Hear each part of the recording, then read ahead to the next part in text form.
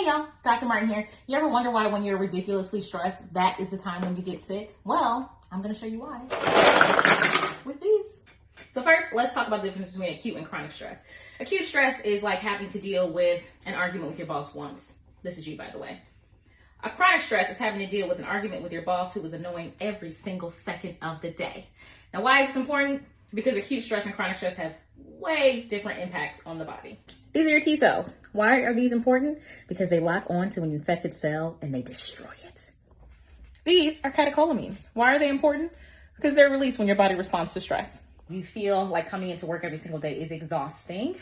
And as a result, the T cells are going away, but these catecholamines, they're coming right on in here. Why? Because you're stressed out. And your body needs to protect you. So it releases the stress hormone. You may find that you're getting outside less and spending way less time with your friends. You also find that you're probably not eating as nutritious food as you typically do. Stress is exhausting. So sometimes you don't have as much energy as you have to use your normal coping skills like working out. Now, these are important because these things are protective factors, right? Coping skills are protective factors. Support systems are protective factors. Eating right, hydration, working out, just having time for you are all protective factors. But most of the time when we're dealing with chronic stressors, they're the first thing to go. So the T cells that are there to protect us from getting all sick, they're gone. The catecholamines who respond to stress, they all up in here.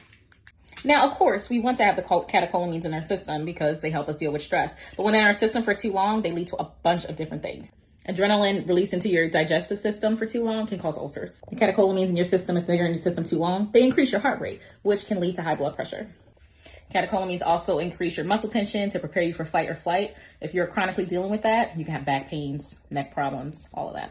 The chronic catecholamines also cause an increase in heart rate. The result of that can be heart disease and other circulatory problems.